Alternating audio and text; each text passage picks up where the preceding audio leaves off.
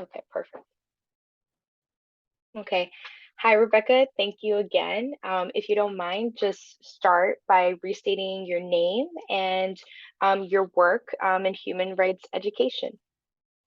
Absolutely. My name is Rebecca Joy Norlander, and I work as a researcher at Knology. And Knology is a social science research organization that tries to apply social science research in order to improve the world that we all live in. And my particular area of research expertise is culture. So I lead our culture research, and part of that is a focus on human rights education.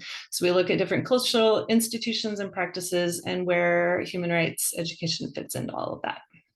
Awesome. And what is one aspect of your human rights education work that you are especially proud of that you would like to share? In the context of this current job or generally? Honestly, what's up to you? You can honestly both would be preferable, but whatever your preference is. Sure. Yeah. Well, I can say when I was doing a PhD program, I was exploring a lot of different areas that were related to human rights, peace education, looking at different peace movements, peace building, conflict resolution, nonviolence. And I think everyone kind of goes through a similar trajectory. And human rights gave me something very concrete. It gave me a language. And so certainly like within the context of an academic program, it was amazing to have something to focus on. And then I really got in deep and started looking at the intersection of human rights in terms of like the human rights values and principles and education and what that means, and looking at both formal and informal settings. And then was fortunate enough to conduct my doctoral research while at Amnesty International, working with their human rights education team in London. And so really kind of had a pretty broad view at that point and understanding. And then got interested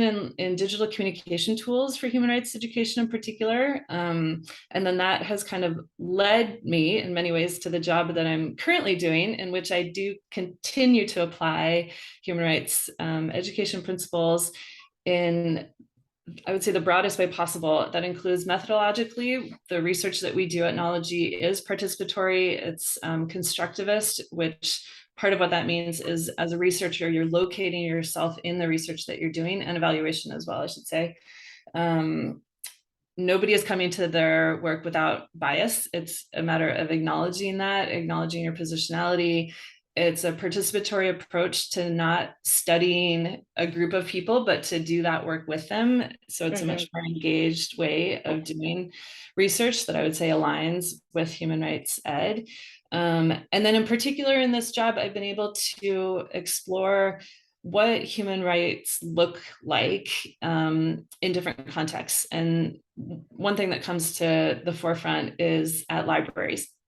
And so we have been working with hundreds of libraries across the country. Most of them right now that we're working with are working in small and rural locations where there are some very serious human rights challenges, and trying to equip library workers with facilitation skills in order to host community conversations.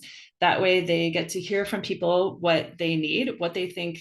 Again, they might not be using the language of human rights, but what their values are, what they want in a community.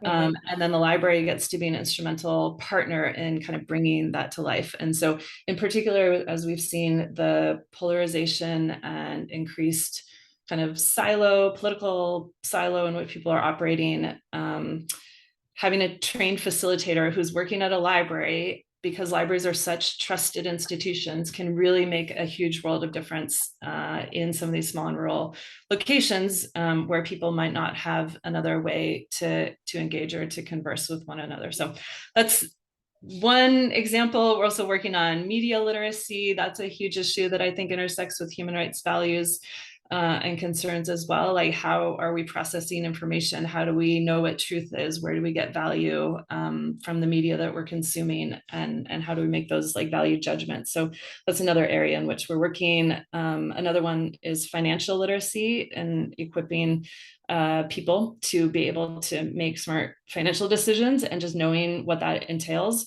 which is something that, you know, not everybody receives. And so again, that's through the library and an example of something that I think is kind of a core human rights concern. Thank you. And why do you think human rights education and training is important? Oh, so many reasons. I think it brings an awareness of, first of all, what rights are and the fact that we have them, that everyone has them just by virtue of being human, that they're not qualifiable, and that we also don't act or operate in isolation. I think that was maybe key for me when I was at Amnesty, and being able to see how human rights were conceptualized in other places, in particular non-Western or non-global North contexts, was that it was much more communal. And we're seeing that again, like in some of the library work that I've been talking about, that in our country, we do tend to have like kind of a hyper individualized approach to human rights. And I think one of the most valuable things about human rights education and training is the value that comes with engagement and that participatory process. And so you're not only learning about your rights as they exist in isolation for you, but you're learning how to support and uphold other people's rights. And in developing your own agency, you're also developing agency around those that you love and care about that are in your community. So I would say that's kind of maybe one of the key issues. I can think of lots of other particular instances where human rights education and training is important. Obviously, all you have to do is read the news, look at the media. You're like, wow, we have a big need for that. It's something that we're never going to be able to satiate completely, but there will always be a need. But fortunately, there are also a lot of people that are dedicated to doing the work. Awesome. And how has your connection to like the human rights educators of USA made a difference to you or impacted you? Sure. I led the New York region for a few years when HRE USA was getting off the ground. And that for me professionally was a huge opportunity. I had relocated to New York. I came back from London and ended up in the job at that point. It was called New Knowledge Organization, and was really kind of testing the waters to see where I could go as a researcher to do very applied research, and wanting to know where, at least locally, like where people's human rights concerns were. And in order to do that, you need a group of people that is willing to kind of participate in that process to give you feedback and input. And so we ran a few events. People were really willing to show up and to converse and engage with HRE USA. And so I think especially early on when I was doing a lot of networking, and at that point we did not have human rights anywhere as part of our organization. I would say the values are there, but nobody was using the language. And since then, we've really internalized it.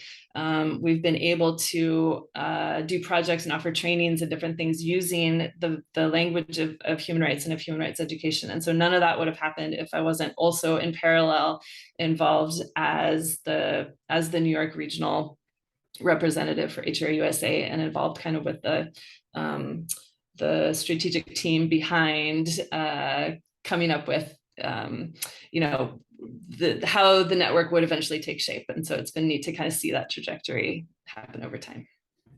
No, thank you so much. That was our last question. So thank you so much for your time.